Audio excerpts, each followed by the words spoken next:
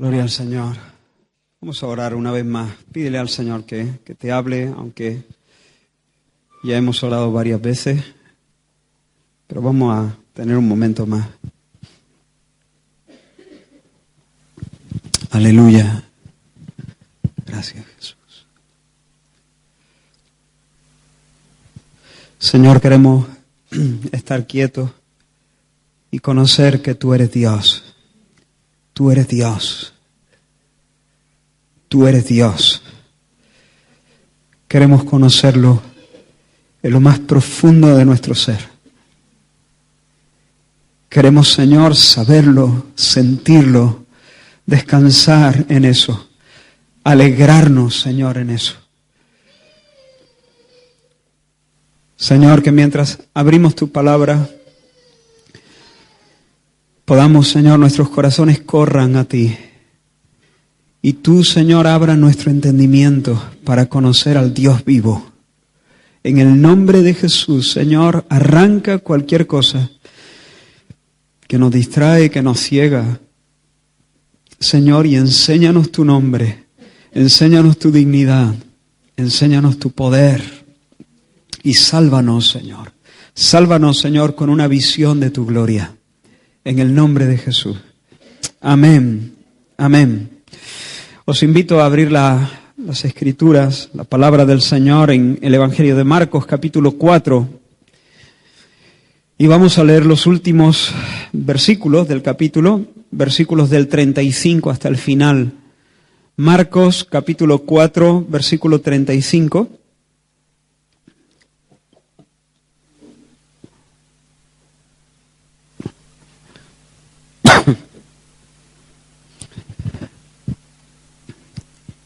Marcos 4, del 35 al 41. Y dice la palabra del Señor: aquel día, cuando llegó la noche, les dijo: pasemos al otro lado. Y despidiendo a la multitud, le tomaron como estaba en la barca, y había también con él otras barcas. Pero se levantó una gran tempestad de viento y echaba las olas en la barca, de tal manera que ya se anegaba. Y él estaba en la popa, durmiendo sobre un cabezal. Y les despertaron y le dijeron: Maestro, ¿no tienes cuidado que perecemos? Y levantándose reprendió al viento y dijo al mar: Calla, enmudece. Y cesó el viento y se hizo grande bonanza. Y les dijo: ¿por qué estáis así amedrentados? ¿Cómo no tenéis fe? Entonces temieron con gran temor y se decían el uno al otro: ¿quién es este que aún el viento y el mar le obedecen?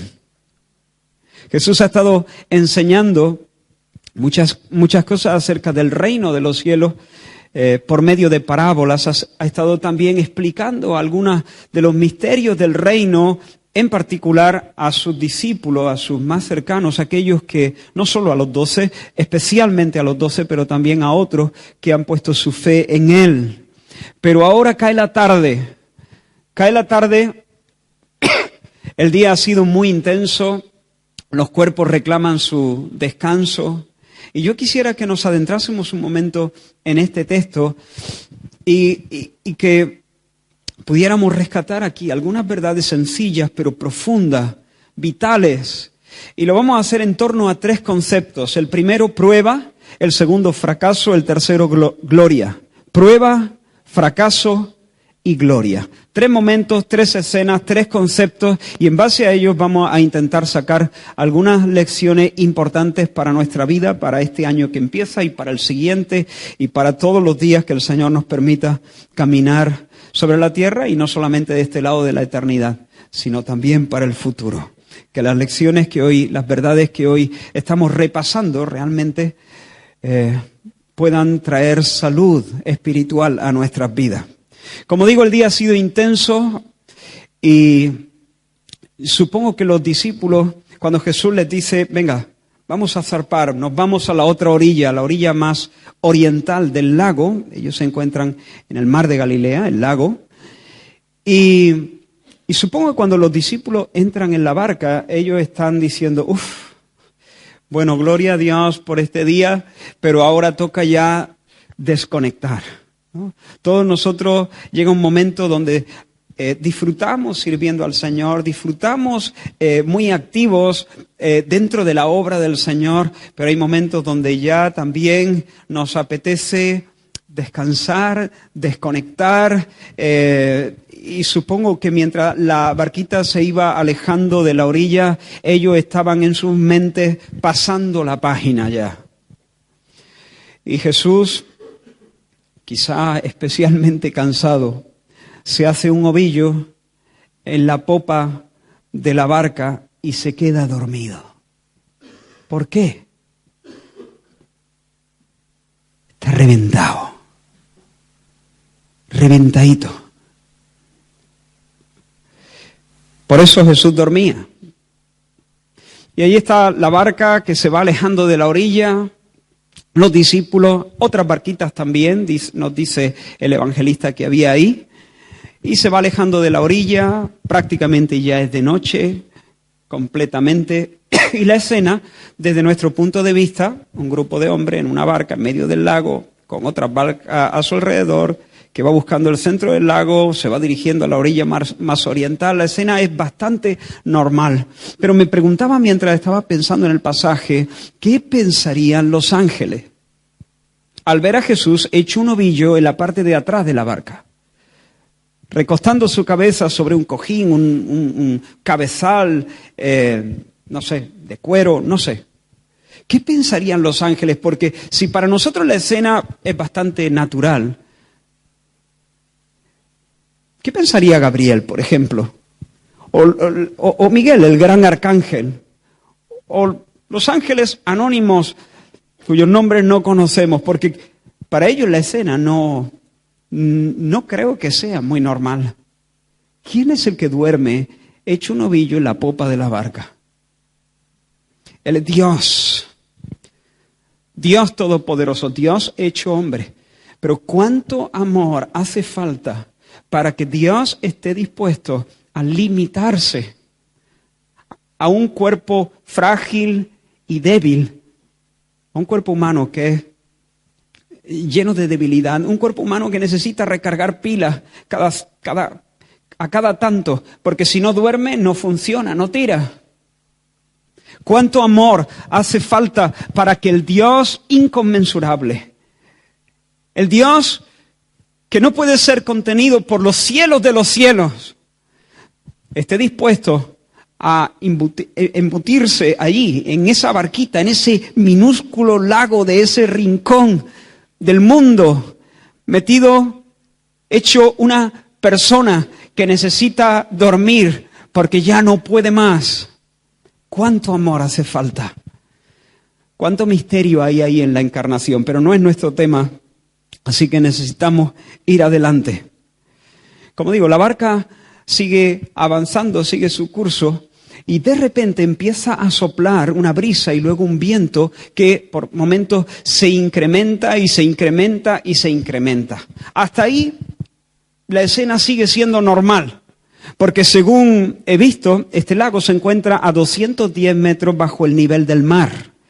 Y los vientos que vienen desde el monte Hermón, un monte de más de 2.700, 2.800 metros, los vientos, al pasar por esos desfiladeros y enfilar el valle hacia el lago, en muchas ocasiones vienen con furia y levantan las olas.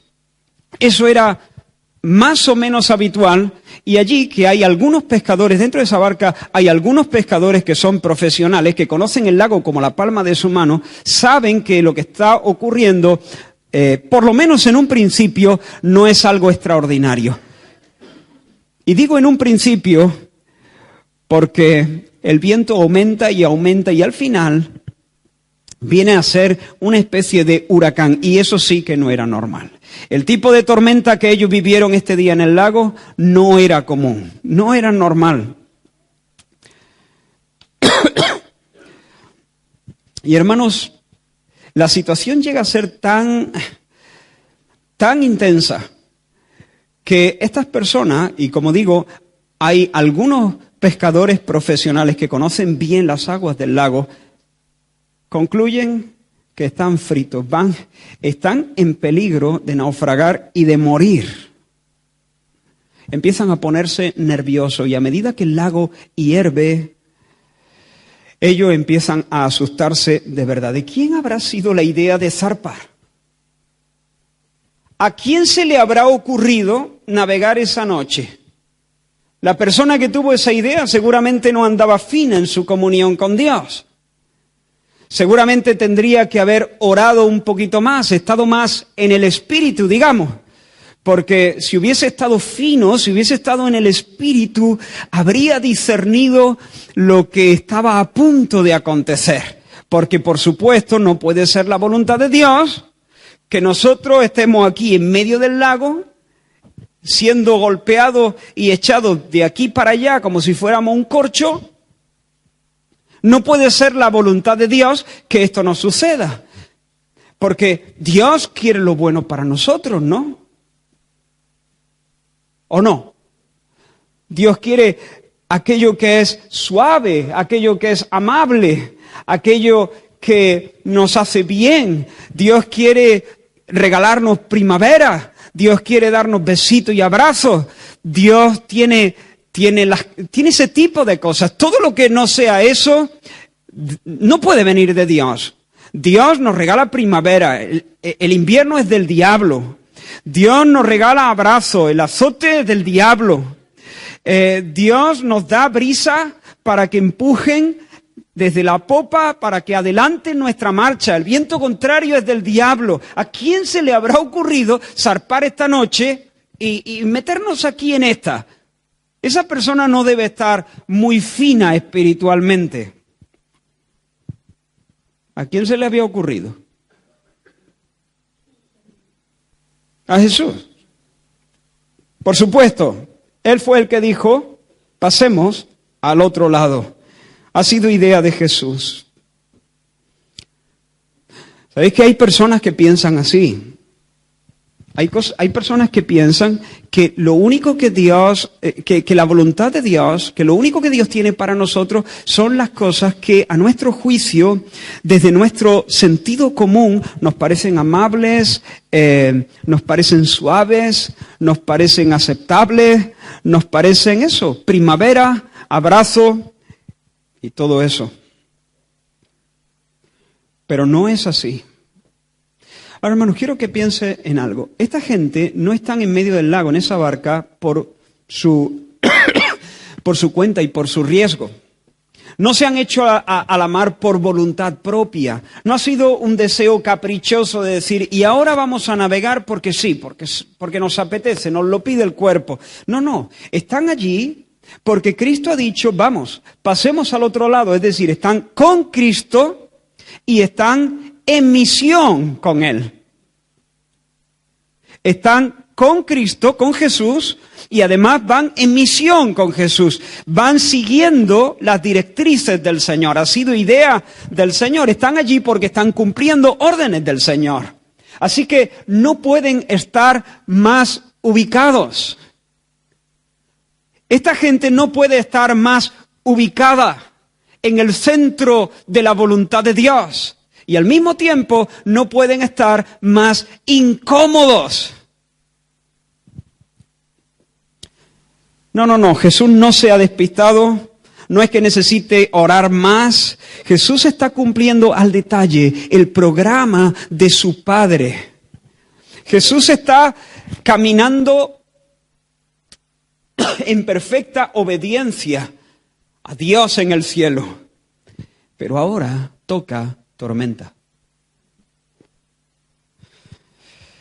La tormenta, hermano, no es la prerrogativa del diablo. Cuanto antes entendamos esto, fue mucho mejor para nuestra alma. La tormenta no es la prerrogativa del diablo.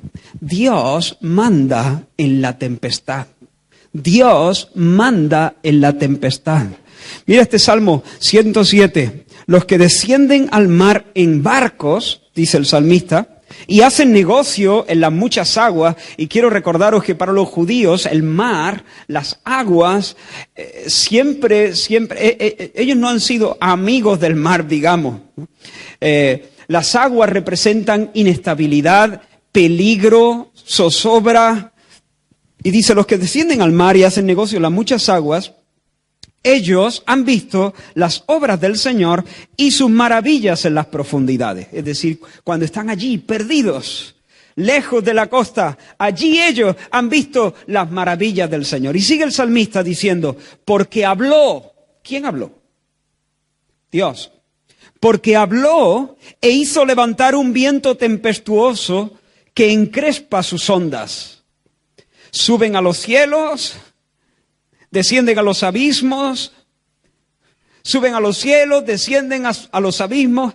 ¿Te das cuenta? ¿Por qué están de arriba a abajo? ¿Por qué ese vaivén? ¿Por qué están siendo subidos y luego lanzados al abismo y luego subidos de nuevo en esa tempestad? ¿Por qué? Porque Dios habló, y cuando Dios habló levantó un viento que encrespó las ondas, y ahora en esas ondas, en esas olas, ellos suben y bajan, suben y bajan, suben y bajan. Y sigue el salmista, suben a los cielos, descienden a los abismos, sus almas se derriten como con el mal, tiemblan y titubean como borrachos, y toda su ciencia es inútil. Eso fue lo que les pasó a los discípulos en la barca esa noche. Ahora, hermano, estos hombres han dejado todo para seguir al Señor. Han dejado todo para caminar con Dios, para caminar con Jesús y ponerse al servicio de Jesús. Y sin embargo, eso no les libra del huracán. Es más, sugiero que precisamente esa tempestad es una especie de extraño regalo de Dios para ellos, a quienes ama profundamente, de un modo muy especial. Repito eso.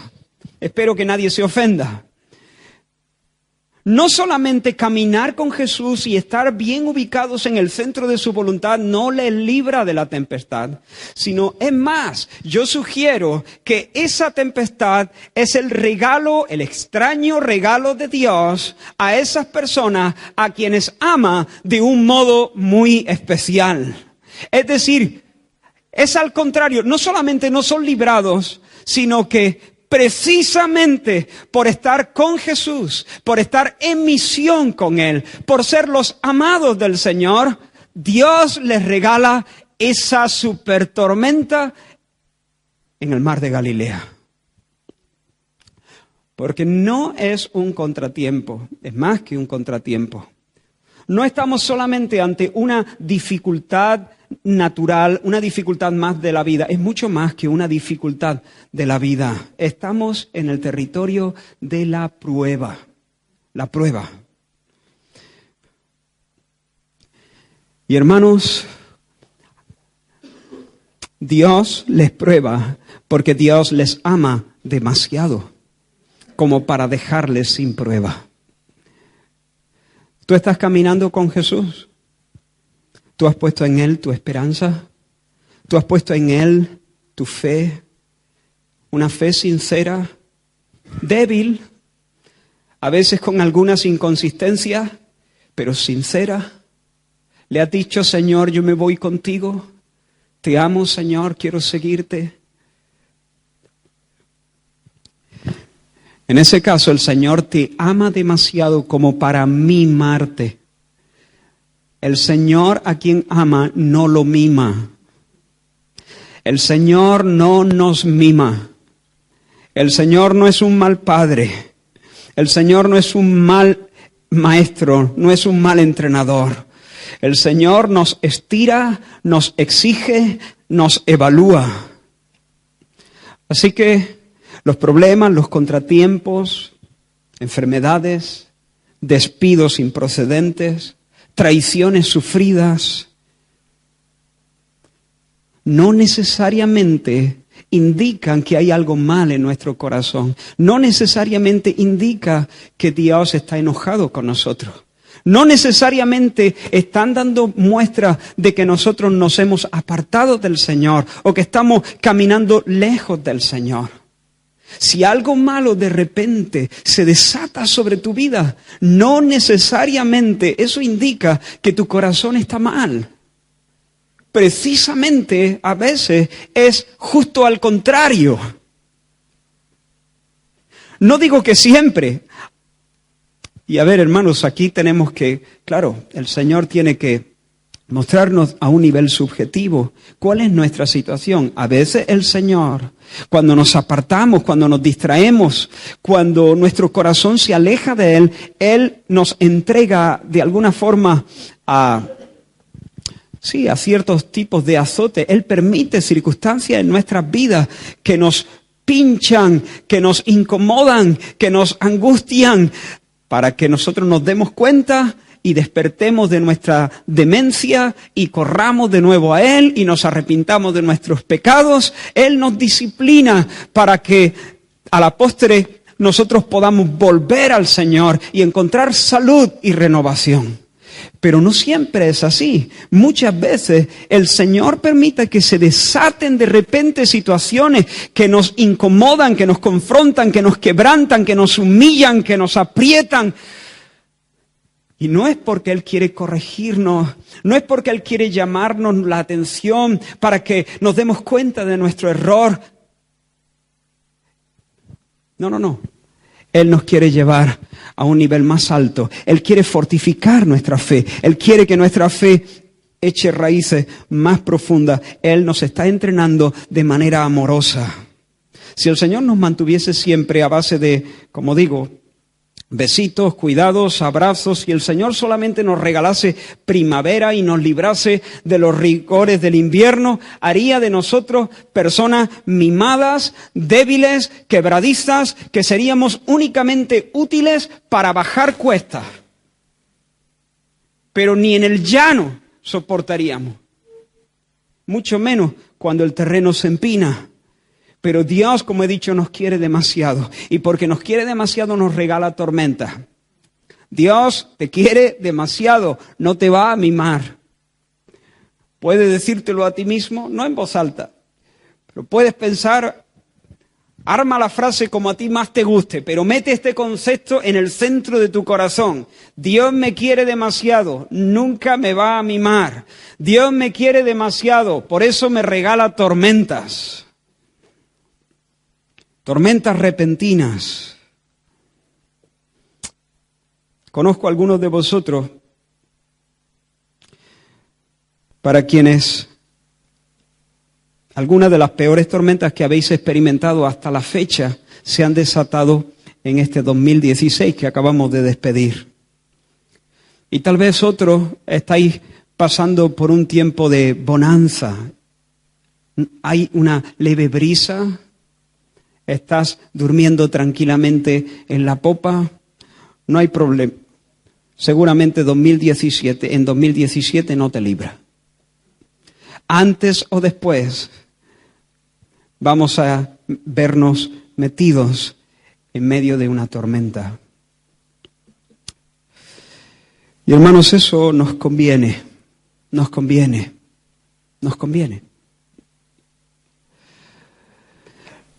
En la vida cristiana no hay un examen final. En la vida cristiana hay evaluación continua. ¿Se llama así? Cuando sea en el momento en que lo estime oportuno, puede ponerte un examen, puede ponerte un control, puede ponerte una prueba para ver cómo vas, para ver cuánto has asimilado, para ver hasta qué punto los conceptos que se están trabajando han venido a formar parte de tu bagaje de conocimiento. Con la vida cristiana es así. La vida cristiana es evaluación continua. Y allí en el examen es donde conocemos lo que conocemos. Oh, yo me lo sé. Yo me lo sé. ¿Sí? Venga. Vamos a ver. ¿Cuánto sabe? ¿Alguno de vosotros le ha pasado eso? Que pensaba que sabía hasta que supo que no sabía. Yo pensaba que yo dominaba esto. Pero me he dado cuenta que no lo dominaba, no lo sabía tal cual, no. Cuando te pusiste a expresarlo, cuando te pusiste a intentar explicárselo quizá a otro, realmente no controlaba. Todo eran cabos sueltos. Hermanos, en medio de la prueba es el lugar donde nosotros conocemos lo que conocemos realmente. En ese vaivén furioso de las olas, allí es donde comprobamos realmente si nuestras convicciones han calado y están dentro de nuestras entrañas o son solamente eslóganes en nuestra mente y en nuestra boca. La teología que solo sirve para discutir o para disertar no vale un duro. Lo voy a repetir. La teología que solo sirve para discutir o para disertar no vale un duro. La teología que solo sirve para dar una clase no vale. La teología que vale es la que nos sostiene en el luto, por ejemplo. La teología que vale es la teología que nos sostiene cuando se pierde un bebé en el vientre de la madre.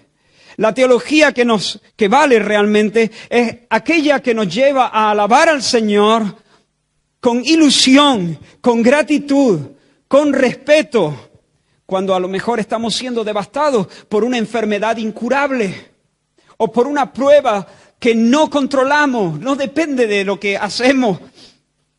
Esa es la teología que vale. Y yo no sé hasta qué punto mi teología ha sido verdaderamente aprendida. Yo no sé hasta qué punto mis convicciones son convicciones profundas, con raíces hondas. Hasta que soy puesto en ciertas circunstancias y me doy cuenta que muchas de las cosas que sé, tengo que saberlas mejor. Tengo que volver a aprenderla.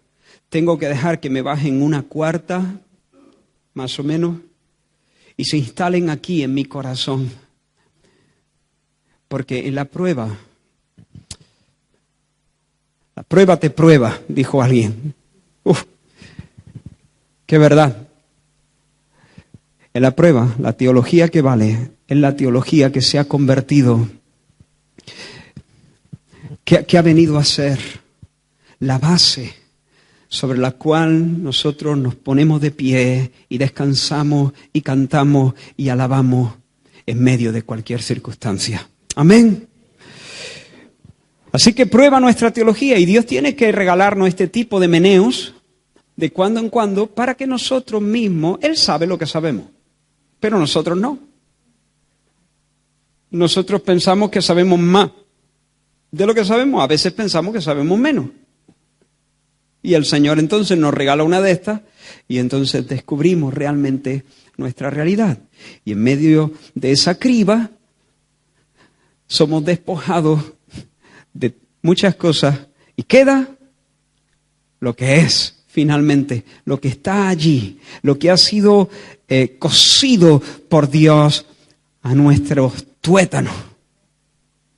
Pero en segundo lugar, en medio de la prueba, nosotros somos librados de la tontería de la autoconfianza.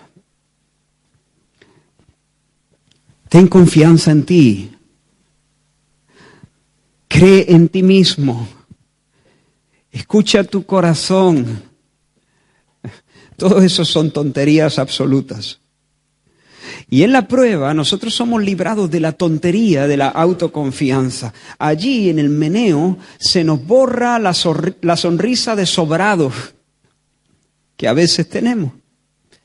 Es una manera, ¿no? No creo que vayamos por manera de hablar, no creo que vayamos allí con una sonrisa como diciendo apártate que todo lo puedo.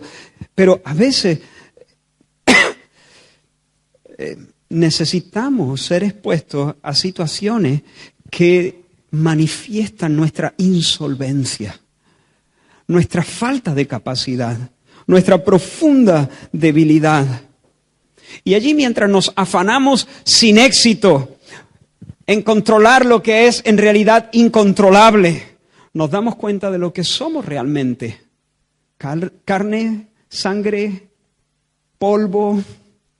Y si alguna vez hemos sido fanfarrones y si hemos pensado algo de nosotros mismos, ahora guardamos silencio, bajamos la cara, cerramos la boca, humillados, porque qué pequeños son nuestros brazos. ¿Dónde lo aprendemos? En la prueba, en la tormenta, en la tempestad. Qué tontos son nuestros planes. ¿Dónde lo aprendemos? Qué poco inteligentes somos. ¿Dónde lo aprendiste? Hombre, tampoco te pase. Ya, se ve que tú no has estado todavía en la tormenta. Porque en la negrura de esa noche, ante la inmensidad de la tempestad, azotado por los vientos, no me discutiría. Qué tontos son nuestros planes. Qué cortos son nuestros brazos. En medio de ese paisaje, todos los cabos están sueltos. No se controla. Nada puedo. Nada sé. No controlo nada. Así que, hermanos, la tormenta, las dificultades, los problemas inesperados, los zarandeos súbitos que nos desconciertan, que hacen trizas nuestros sueños, que destrozan las expectativas, no es necesariamente una señal del desagrado de Dios. He dicho que muchas veces es lo contrario. Pero en medio de todo eso yo puedo saber que Él tiene planes. Ese sufrimiento, ese contratiempo, ese viento en contra no es absurdo. El Señor es soberano en medio de la tormenta. Por lo tanto, no debo resentirme contra Él. No sé si estás en medio de una prueba. No sé si estás pasando por un tiempo de tribulación especial, enfermedad, relaciones que son una tortura, un constante dolor para tu corazón, problemas laborales, económicos, de tu ánimo, emocionales, no lo sé. Pero no te resientas con el Señor. No te enfades con Él. Aunque parezca que duerme en la popa. ¿Has estado en esta situación? Que de repente parece que todo viene en contra tuya. Y el Señor parece totalmente ausente. Oras y no percibes nada. Vas a la Escritura y parece que estás comiendo arena. Padre, háblame, envía a alguien, alguno de tus ángeles, alguno de mis hermanos, que me den una palabra, que traiga algo de luz, algo de concierto aquí. Estoy totalmente desorientado. Y más silencio y más desconcierto. Y si viene alguien, parece que viene alguien todavía para marearte más, la perdí. ¿Qué pasa, Señor? ¿Acaso no me oyes? Estoy clamando a ti. No estoy yendo a los curanderos, Señor. No estoy yendo a los magos. No estoy yendo a los horóscopos. No estoy confiando en el hombre. No estoy yendo de aquí para allá en incredulidad. Aquí me tienes plantado en tu presencia, madrugando para encontrarme contigo. Háblame, dime algo. Y abres la Biblia por todos los sitios. Y aquello que un día te hablaba, ahora parece como si escuchas un zumbido que no entiendes. ¿Qué pasa, Señor? ¿Alguna vez has estado así? Entonces comprendes muy bien a algunos de los salmistas. ¿Qué pasa, Señor? ¿De qué me suena eso? ¿Nos ignorarás para siempre? ¿Te vas a hacer el loco hasta que muera? Estoy poniéndolo en mis palabras, pero son expresiones de preciosos santos del Señor.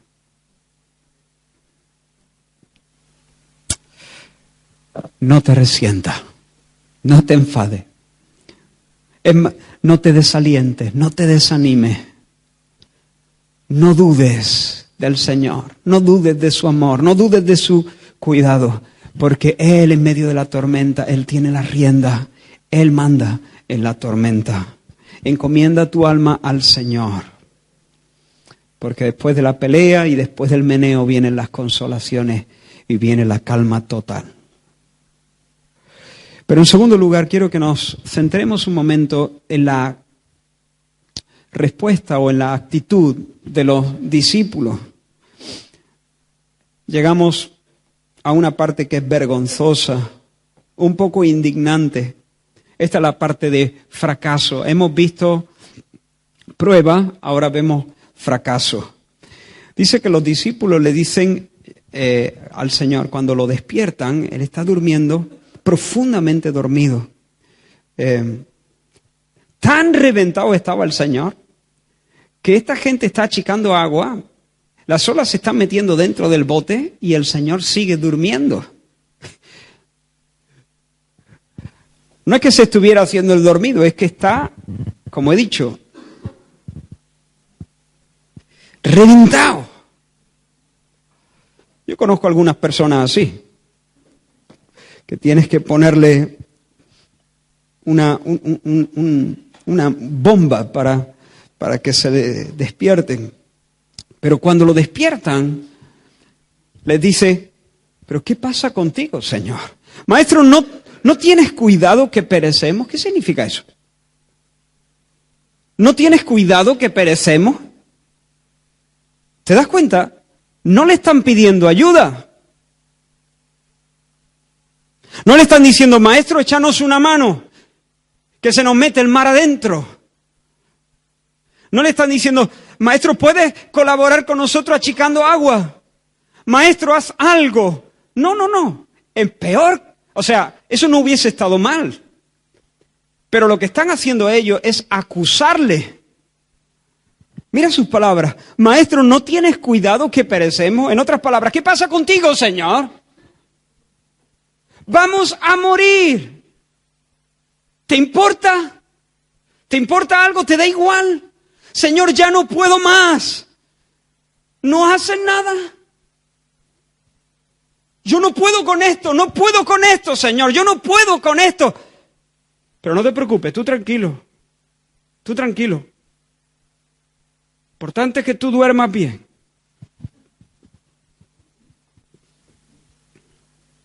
¿Cómo se puede ser tan miserable? Están acusándole a él de pasar 3 pueblos de su sufrimiento. Y hermano, nosotros muchas veces, sin usar estas palabras, podemos tener la misma actitud. Tal vez nosotros no digamos abiertamente al Señor, Señor, pasa de mí, ¿verdad? ¿A qué pasas de mí? ¿A que te da igual lo que me pase? Aquí estoy, que voy a reventar. Pero tú, no lo decimos así. Espero.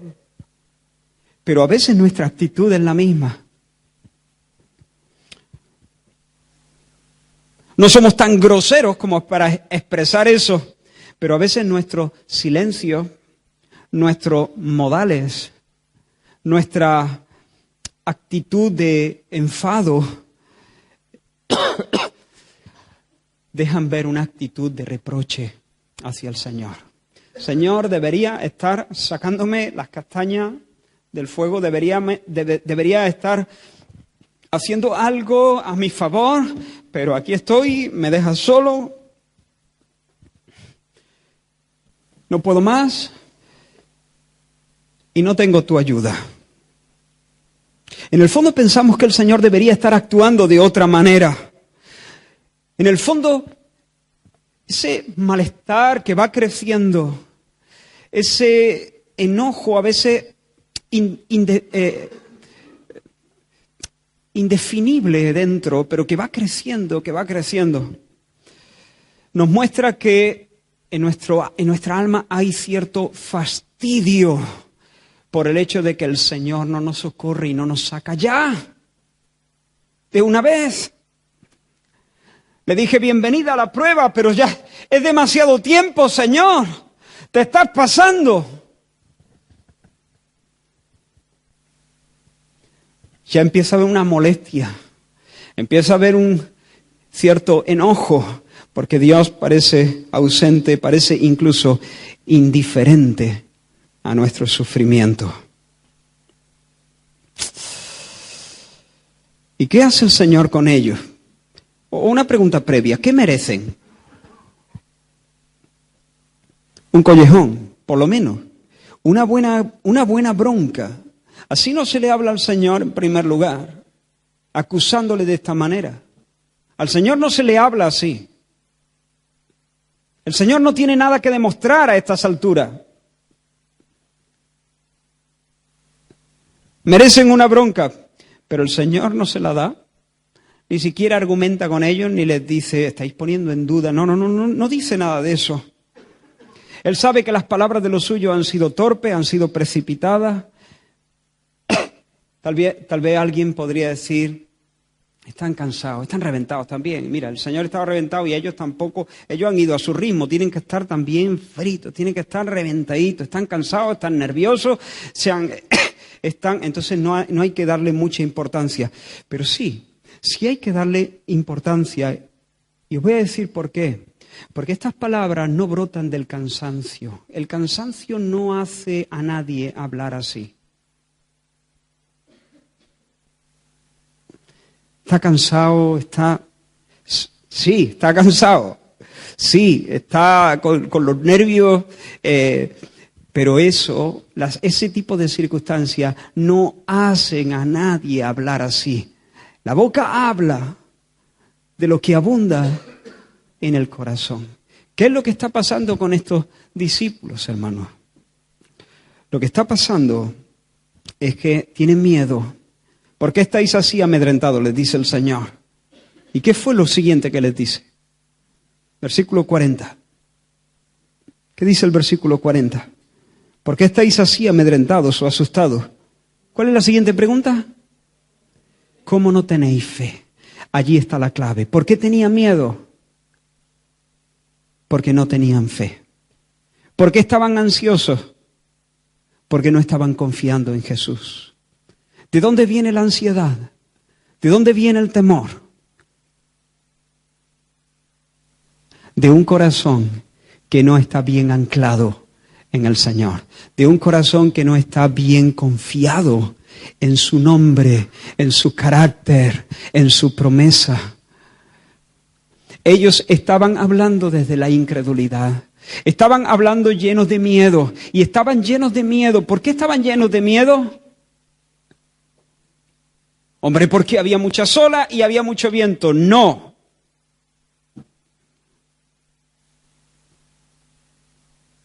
Porque también había olas y viento para el Señor y estaba durmiendo como un niño en la popa de la barca. Y era un hombre. Sí, Dios, pero un hombre. Con todas las emociones de un hombre. Y no tenía miedo. Las circunstancias eran las mismas para ellos que para él. ¿O él vivía en una burbuja? No. ¿Por qué estaban así asustados? Porque no había confianza en Jesús en sus corazones. No había confianza en Jesús y en el Dios Trino en sus corazones.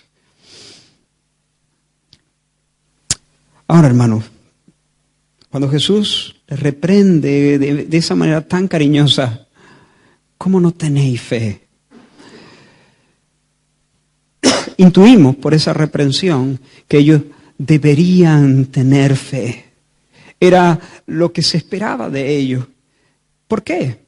Porque a estas alturas, hermanos, el Señor ha hecho milagros inauditos que dan testimonio de su identidad, de su naturaleza. Ellos le han visto hacer cosas increíbles, le han visto sanar al leproso, le han visto sanar a un paralítico, le han visto echar fuera demonios, le han visto perdonar pecados de ese paralítico que descolgaron por el techo. Pero ahora la tormenta ha llenado sus almas y ahora no ven nada más que viento y olas y negrura. Y eso es lo único que ven, eso es todo. Y por otra parte, hermanos, el Señor les había dicho, pasemos al otro lado. Es decir, Jesús no solamente en el pasado había dado muestras indubitables de cuál era su naturaleza. Él no era alguien normal. Él es Emmanuel, Dios con ellos en la barca. Ellos deberían estar reposados, ellos deberían estar apoyados sobre esa verdad, pero no lo estaban. ¿Por qué? Porque es lo único que veían, eran vientos, olas y negrura. Pero más de eso, Jesús les había dicho antes de zarpar, vayamos al otro lado. Y cuando Jesús dice vayamos al otro lado, ¿a dónde se llega, hermano? Al otro lado, punto.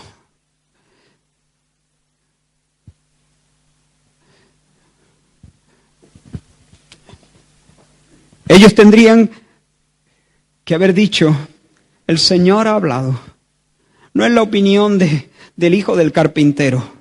Este es Emmanuel, y Emmanuel quiere llegar a la otra ribera. Y si el Señor nos ha dicho que vamos a la otra ribera, tal vez lleguemos mojados, pero llegaremos a la otra ribera. Por lo tanto, podemos descansar, podemos confiar, hagamos lo que podamos, achiquemos agua si es necesario, pero tranquilo, no tenemos por qué desesperar, no tenemos por qué pasar miedo, vamos a cumplir nuestra responsabilidad, no suelte el timón, no pliegue la vela, pero no te asustes, porque Él ha dicho que vamos al otro lado, y cuando Él dice que vamos al otro lado, llegaremos al otro lado. Ahora, hermanos, ¿qué nos ha dicho el Señor a nosotros? No vamos en el barco, no estamos en medio del lago de Galilea, pero ¿qué nos ha dicho el Señor a nosotros? Un solo versículo. No temáis, manada pequeña, porque a vuestro Padre le ha placido daros el reino. Y en esa confianza el apóstol Pablo dijo cuando escribió a los tesalonicenses su segunda carta, y el Señor me librará de toda obra mala y me preservará para su reino celestial. El Señor me librará de toda obra mala y me preservará para su reino celestial. A Él sea la gloria por los siglos de los siglos. Amén. ¿Por qué? Porque el Señor le había dicho, no expresamente a Él, pero a todos sus seguidores y por extensión a Él y a nosotros. No tengáis miedo, manada pequeña. Estáis en medio de una jauría de lobos. Pero no os asustéis. No os asustéis porque no vais a ser carne de cañón. Yo no os he llamado para que seáis carroña en la cuneta. Os he llamado para entregaros el reino. Y por eso Pablo, en medio de los lobos, rodeado de dificultades por todas partes, él dice, yo sé que Dios me librará de toda obra mala y me preservará para el reino. A Dios sea la gloria. No tengas miedo, manada pequeña. Estamos al inicio de un año que no sabemos lo que nos depara.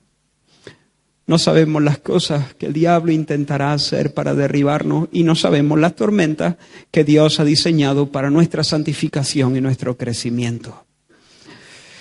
Pero de seguro habrá momentos difíciles para la vida de la congregación. Más o menos, no lo sé. No tengo ningún sentir concreto. Pero seguro que habrá momentos difíciles, quizá algunos de ellos muy dolorosos, no lo sé. Pero no tengas miedo, rebaño pequeño. A nuestro Padre le ha placido darnos el reino. Por lo tanto, el Señor nos librará de toda obra mala. Dios nos librará de toda obra mala. Dios nos librará de toda tormenta. Dios estará con nosotros en medio de todas las tempestades y nos guardará y nos preservará para su reino. Finalmente llegamos al tercer bloque, gloria. Hemos visto la prueba, el fracaso de los discípulos y ahora un vistazo a Jesús, el Rey de la tormenta. Gloria, gloria. Jesús se levanta, llamado, supongo que casi a empujones por sus discípulos, y se levanta, pues como se levanta un hombre cuando está hecho un ovillo, durmiendo profundamente. Y se levanta, pero no se levanta asustado, ni se levanta desquiciado, ni le echa una bronca al que lo ha despertado de esa manera. Él se levanta y reprende a los vientos. Y a las olas les dice, calla, enmudece. Y en ese instante, hermano, esto es espectacular. Esto es espectacular. Yo hubiese estado en esa barca y creo que me hago pipí en los pantalones, en la túnica. Dios mío. Ese hombre se levanta, reprende a los vientos, enmudece a las olas. Y Marcos describe la situación como mega calma. Mega es la palabra, ¿no? La mega calma. Y aquí hay algo curioso, porque cuando los vientos, mira, si Jesús reprende a los vientos y los vientos cesan en ese momento y se detienen, eso no significa que las olas se detienen en ese momento, las olas siguen durante un rato, porque el hecho de que el viento ya no la empuje, pero la inercia, la dinámica que llevan, hace que eso requiera un ratito para que se serene. Sin embargo, Marcos nos dice que aquello cesó inmediatamente, tanto el viento como la ola. Mega calma, calma total, la supercalma. ¿Por qué? Porque, hermanos, hasta el viento y las olas reconocen al Creador. Al Creador. Él es el Creador.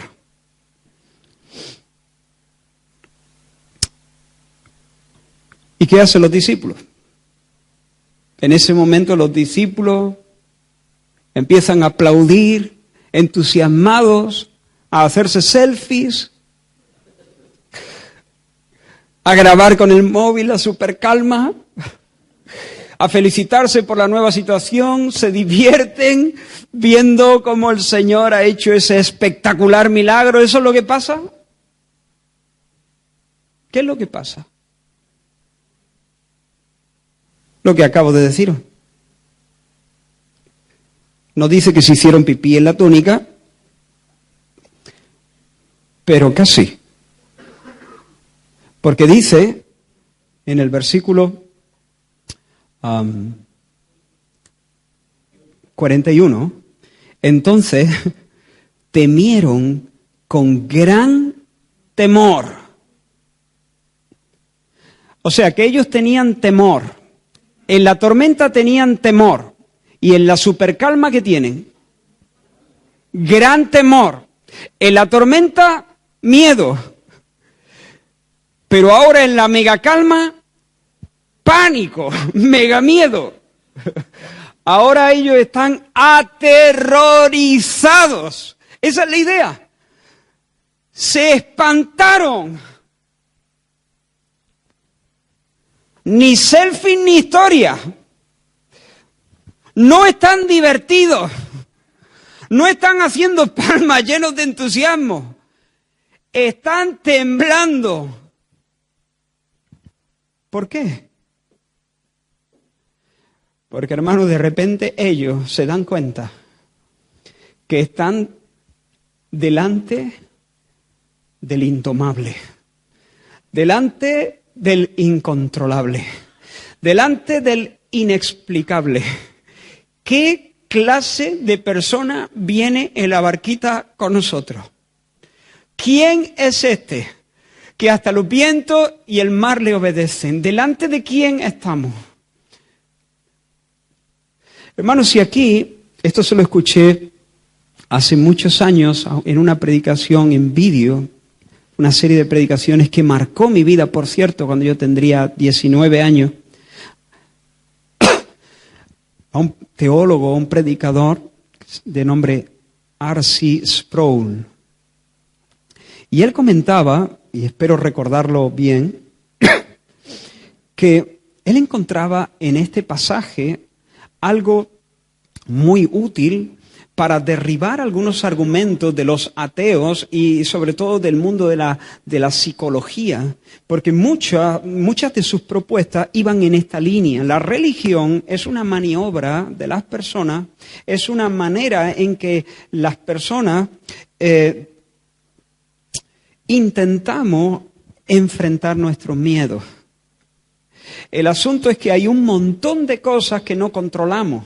Hay un montón de cosas que no están bajo nuestra potestad y sin embargo nosotros dependemos de esas cosas.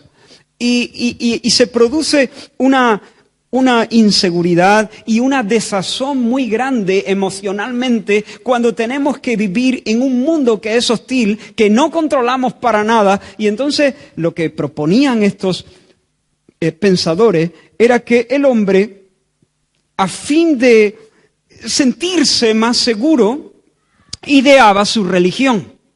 Y, por cierto, puede haber algo de esto en muchas de las religiones falsas. Creo que hay mucho de esto en las religiones falsas. Entonces, necesitamos cosecha, necesitamos la lluvia, pero la lluvia no depende de mí. Así que, bueno, ideamos un Dios de la lluvia y entonces nosotros lo mantenemos contento por medio de algunos sacrificios para que Él nos dé la lluvia temprana y la lluvia tardía y el Dios de las cosechas y el Dios de la tormenta y el Dios de la fiebre y el Dios de la enfermedad y el Dios de la guerra y el Dios de todas esas cosas.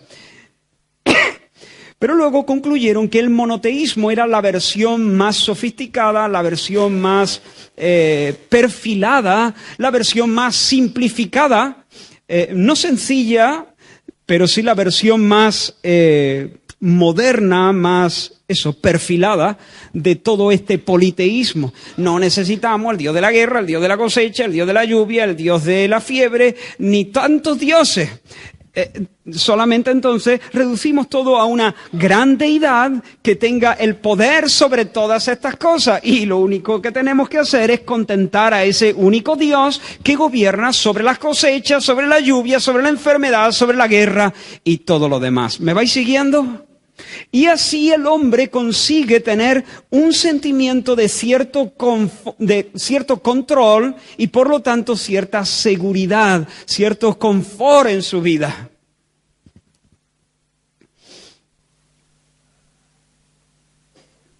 Bueno, tiene su cosa, ¿no? Pero él decía, pero este pasaje destroza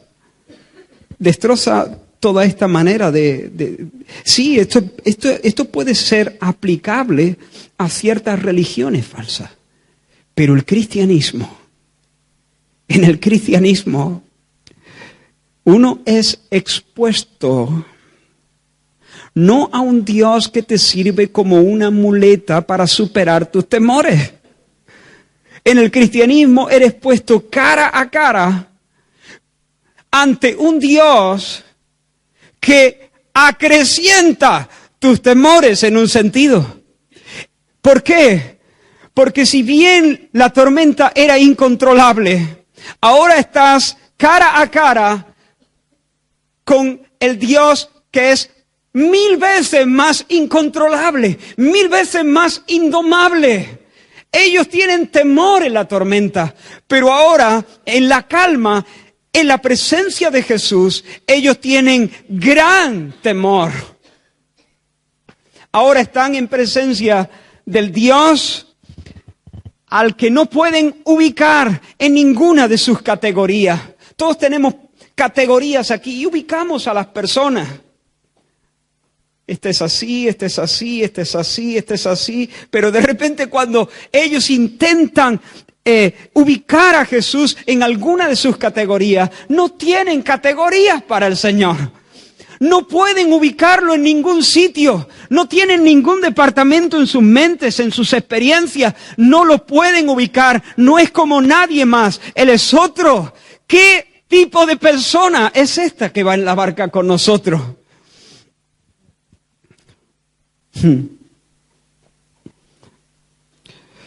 Hermanos, esa fue la misma experiencia que tuvo Pedro cuando el Señor lo llevó, le dijo, boga mar adentro, vamos a pescar. Pedro protestó un poquito, ¿no? Porque toda la noche había estado pescando y no había hecho ni una captura. Jesús era un rabí, había trabajado en la carpintería de su padre, pero no era un pescador. Pero bueno, Pedro dijo, vale, si tú lo dices, vamos de nuevo al lago. Y entonces parece que todos los peces del lago saltaron a las redes de Pedro, y en ese momento, ¿qué hizo Pedro? ¿Qué hizo Pedro cuando vio esa fantástica pesca?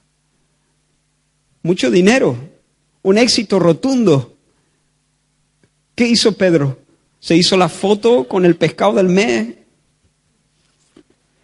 No, Pedro de repente cayó de rodillas y le dijo, apártate de mí, porque soy un hombre pecador. De repente tuvo esa sensación de estar delante del incontrolable, del innombrable, del indomable, del Dios santo, del Dios otro, del que es diferente, de que está por encima de todas las cosas. Seguramente Pedro tuvo la sensación de que estaba delante de alguien que conocía todos sus secretos. Y dijo, apártate de mí porque soy un pecador. Hermanos, este tipo de experiencias nos sanan el corazón. Pueden ser incómodas, pero necesitamos que Dios nos sobrecoja el alma. Necesitamos temblar, necesitamos experimentar asombro, deleite, reverencia, respeto, admiración, temor, devoción, recogimiento, encogimiento también en la presencia del Señor. Pero vamos llegando al final, ahora sí. ¿Quién es este? Porque, hermanos, esa es la gran lección de este pasaje. ¿Quién es este? ¿Qué tipo de persona es? Dos cosas sencillas, contundentes, gloriosas, cuestiones de vida o muerte.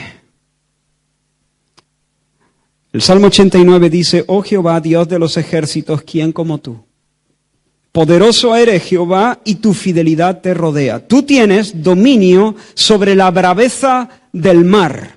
Cuando se levantan sus ondas, tú las sosiegas. ¿Qué ha hecho Jesús? Exactamente lo que dice el Salmo 89. ¿Quién es el que puede hacer algo así? ¿Quién es?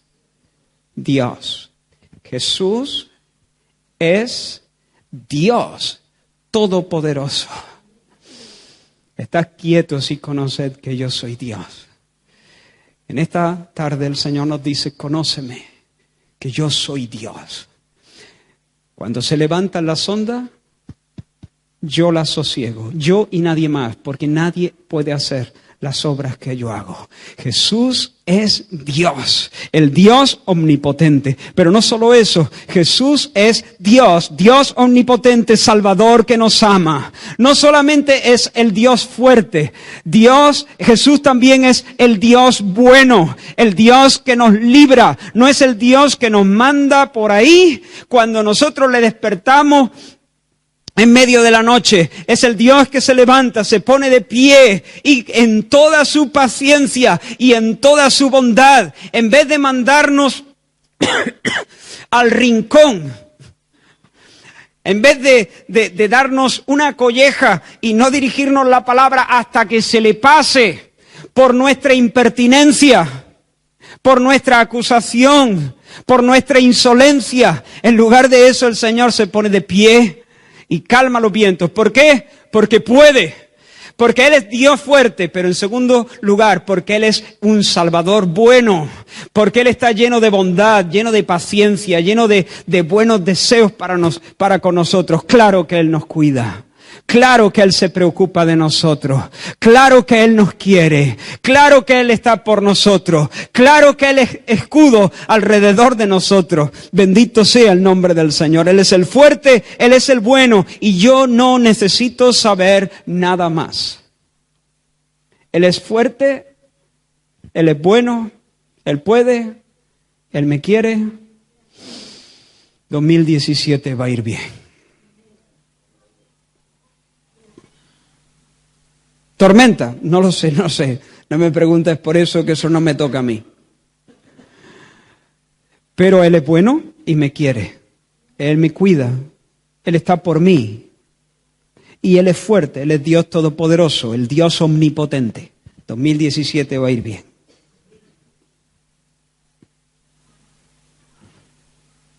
Pero ¿y si? Él me quiere. Él está cuidando de mí. Él está cuidando de ti. Y Él es el Dios omnipotente.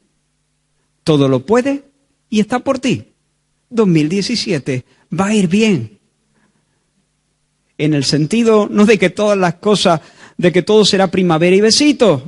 No te pierdas aquí, porque no quiero que al final... No. Pero ¿y si Dios es nuestro amparo y fortaleza, nuestro pronto auxilio en las tribulaciones?